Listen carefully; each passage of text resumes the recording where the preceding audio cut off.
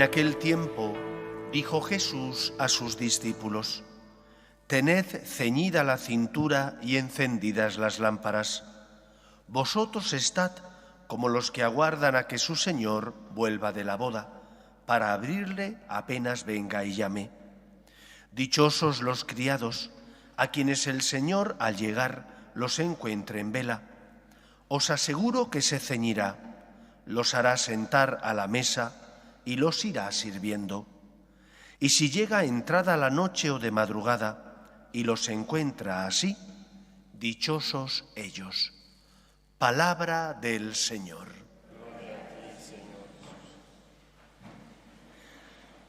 La figura de San Juan Pablo II conlleva tantas enseñanzas que difícilmente en una breve homilía uno puede recoger todo lo que él nos enseñó. Pero sí que me gustaría destacar dos aspectos que me parecen fundamentales para nuestro día. El primero de ellos es que San Juan Pablo II tenía una visión, como no puede ser de otra manera, sobrenatural de todo lo que ocurría. Él era un hombre de fe. Y como hombre de fe, vivió en su vida personal todo acontecimiento que le ocurrió, sabiendo que ocurría y que Dios era capaz de sacar de esos acontecimientos que humanamente podían ser negativos, podía sacar enseñanzas positivas.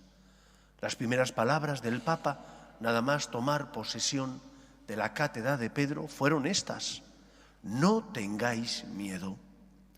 Y no tengáis miedo no porque él confiara solo en las fuerzas de los hombres. Él también, como nosotros, tenía sus debilidades, era consciente de sus flaquezas, de sus caídas y por lo tanto de su pobreza. Esas palabras provenían de su confianza absoluta en Dios. La primera encíclica que publica el Papa, que es, por así decir, como el eje central de su gobierno, fue Redentor hominis, Redentor de los hombres. Es decir, él ponía su confianza en Cristo, enviado por Dios no para condenar, sino para salvar al mundo. Todo lo que ocurre tiene un sentido, aunque a veces nosotros no lo podemos comprender.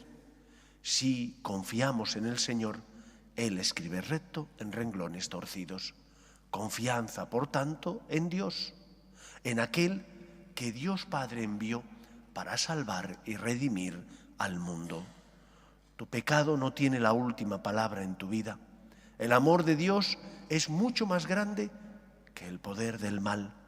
Confía en la gracia.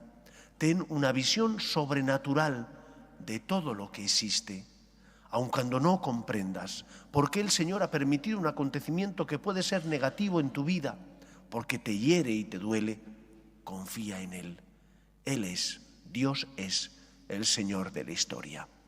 Segunda enseñanza, el Papa supo enseñar y vivir que la resurrección, que la victoria pasa por la cruz.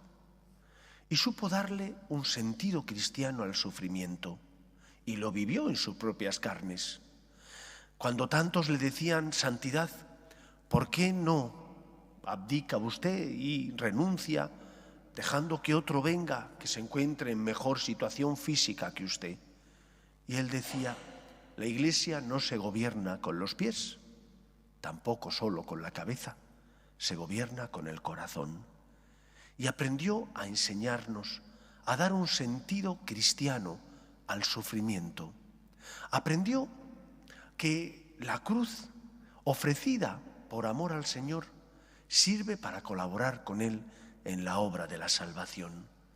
En una sociedad como la nuestra, donde la persona que está enferma, el anciano que ya no produce, es aparcado y se le anima a pasar a la otra vida porque ya es una carga, San Juan Pablo II nos enseñó a dar sentido a la cruz, a la adversidad. Y ese sentido es amarlo, amar poniendo esa cruz para colaborar con Dios en la obra de la salvación, ofrecer esa cruz como miembros que somos de la Iglesia para colaborar con Cristo en la obra de la salvación. Hay una dignidad, la del ser humano, que proviene de ser creado a su imagen y semejanza, a imagen y semejanza de Dios, y que por lo tanto nos enseña que esa dignidad tiene que ser defendida desde su inicio, que es la concepción, hasta la muerte natural. Y cuando tú das a tu enfermedad, a tu cruz, un sentido cristiano porque la ofreces, eso tiene valor a los ojos de Dios. Estás colaborando con Cristo en la obra de la salvación. La cruz no es el final, es simplemente el puente que da acceso a la resurrección. La cruz pasará, pero ofrecida por amor a Dios, nos sirve y nos ayuda, en primer lugar, para colaborar con Cristo en la obra de la salvación, en segundo lugar, para transformar el mundo. Con cuánta frecuencia San Juan Pablo II les decía a los enfermos que su sufrimiento no era absurdo, sino que era válido a los ojos de Dios y que transformaba el mundo si se ofrecía por amor. Creamos, como Jesús nos enseñó, que si el grano de trigo no cae en tierra y muere, queda infecundo, pero si muere, da mucho fruto. Cuando tú ofreces tus cruces, tus dolores, tus adversidades, tus dificultades, para colaborar con Cristo en la obra de la salvación, das fruto y tu dolor y tu cruz tienen sentido. Pidamos al Señor que imitemos la vida de San Juan Pablo II, que siempre confió en la providencia divina, que creyó en la misericordia de Dios y que supo que estamos en las mejores manos, las manos de nuestro Padre Dios, que envía a su Hijo al mundo, no para condenar al mundo, sino para que el mundo se salve por él. Que sea así en nuestra vida. Nos ponemos en pie.